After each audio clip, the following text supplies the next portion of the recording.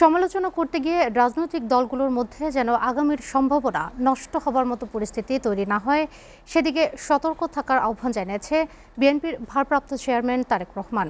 গুলশানে এনডিএমের ইফতার পার্টিতে ভার্চুয়ালি যুক্ত হয়ে তিনি আরও বলেন, শুধু নির্বাচন ও প্রস্তাবিত সংস্কারের দিকে গুরুত্ব দিলেই হবে না, জনগণের কথা মাথায় রেখে দেশে বাস্তবমুখী ও ইস্যুভিত্তিক সময়োপযোগী বিভিন্ন সংস্কার প্রস্তাবনা তুলে ধরার তাগিদ দেন তিনি। সোহান খানের প্রতিবেদন।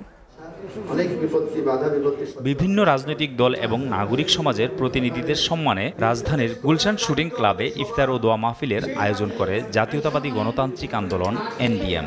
হাতে হাত মিলিয়ে লড়াই করে ফ্যাসিস্ট সরকারের পতন ঘটিয়েছিলাম, সেই একইভাবে ঐক্যবদ্ধ যদি আমরা না থাকি তাহলে আমরা আগামীর সুন্দর বাংলাদেশ গড়তে পারবো না। জনগণকে আবারও তাদের ক্ষমতায়নের মাধ্যমে মানবিক মর্যাদা সুপ্রতিষ্ঠিত করতে পারবো। এতে ভার্চুয়ালি যুক্ত হন বিএনপির ভারপ্রাপ্ত চেয়ারম্যান তারেক রহমান। দেশের নানা অসঙ্গতি তুলে ধরে তিনি বলেন, শুধু নির্বাচন নিয়ে কথা বললে হবে না, জনকল্যাণে নিত্যপণ্যের দাম নিয়ন্ত্রণ, সহনীয় চিকিৎসা পদ্ধতি, মানসম্মত শিক্ষা ব্যবস্থা গড়ে তুলতে ইস্যুভিত্তিক সংস্কার প্রস্তাবনা তুলে ধরার আহ্বান জানান বিএনপির এই শীর্ষ নেতা। মানুষের যেটা নিত্য প্রয়োজনীয় বিষয় সেটি নিয়ে কি পরিমাণ কষ্ট যন্ত্রণায় আছে এদেশের অধিকাংশ মানুষ। আমরা কেন রাজনৈতিক দলগুলো ডিবেট করছি না? নিত্য প্রয়োজনীয় যে দ্রব্য তার মূল্য আমি মানুষের সহনশীলতা ক্রয় সীমার ভেতরে রাখবো, এই বিষয়গুলো আমাদের অবশ্যই অ্যাড্রেস করা উচিত জাতির সামনে।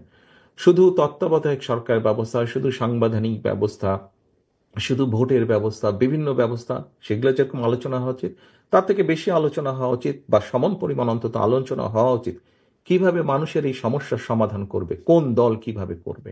রাজনৈতিক দলগুলো যেন একে অপরের সমালোচনা করতে গিয়ে আগামীর সম্ভাবনা নষ্ট না করে ফেলে, সেই দিকেও সজাগ থাকার আহ্বান জানান তিনি। বাস্তবধর্মী সমালোচনা অবশ্যই করব একজন আরেকজনের, কিন্তু সমালোচনা করতে গিয়ে এমন পরিস্থিতিতে যাতে আমরা এসে না দাঁড়াই যেখানে আমরা জনগণের এই ইস্যুগুলোকে, দেশের এই ইস্যুগুলোকে আমরা অ্যাড্রেস করতে ভুলে যাব, আমাদের কাছে অন্য কিছু মুখ্য হয়ে যাবে, এগুলো গৌণ হয়ে যাবে। এটি যদি হয় তাহলে এই দেশের সম্ভাবনা সব শেষ হয়ে যাবে, নষ্ট হয়ে যেতে পারে। স্বনির্ভর বাংলাদেশ গড়তে কৃষি উৎপাদন ও বন্যা নিয়ন্ত্রণে শহীদ প্রেসিডেন্ট জিয়াউর রহমানের খাল খনন কর্মসূচির উপর গুরুত্ব দেন তারেক রহমান। সামগ্রিকভাবে সমগ্র বাংলাদেশই পরিবেশ হুমকির সম্মুখীন। আমরা কি রাজনৈতিক দলগুলো জাতির সামনে পরিবেশের ব্যাপারে সংস্কার উপস্থাপন করতে পারি না? সোহান খান, এসএটিভি, ঢাকা।